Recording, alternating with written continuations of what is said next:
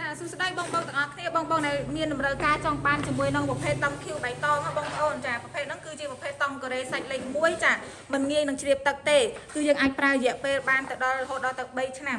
ចាសម្រាប់តង់ខាងប្អូនគឺមានជាប្រភេទតង់លាតបែបនេះចាហើយនឹងប្រភេទតង់លាតក្រវិលហើយនឹងប្រភេទតង់អ៊ុតរៀងអាំងស្រាប់បងប្អូនអាចមើលជាស្ដែងបាននេះគឺជាប្រភេទតង់អ៊ុតរៀងអាំងស្រាប់ខាងប្អូនចាកម្ពស់កន្លះម៉ែត្រចា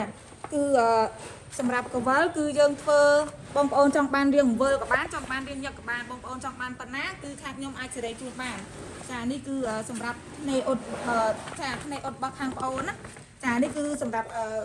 ភ្នែកដេលើកជារៀងអាងហើយបងដែលចង់បានជាមួយនឹងប្រភេទតង់ដែលយើងដេដោយដៃចាគឺវាមានពីរជាន់បែបនេះយើងដេដាក់ខ្សែមួយជាន់យើងដេខាងនេះមួយជាន់ទៀតដើម្បីឲ្យវាជាប់គ្នាបានល្អហើយសម្រាប់ប្រភេទតង់ខាងនោះគឺជាប្រភេទតង់ក្រាបាត់ស្រះតែបងគាត់កំងទៅទឹង6បដោយ10ចាអរគុណបងមែនតើដែលតែងតែគ្រប់គ្រងខាងប្អូនហើយបងប្អូនចង់បាន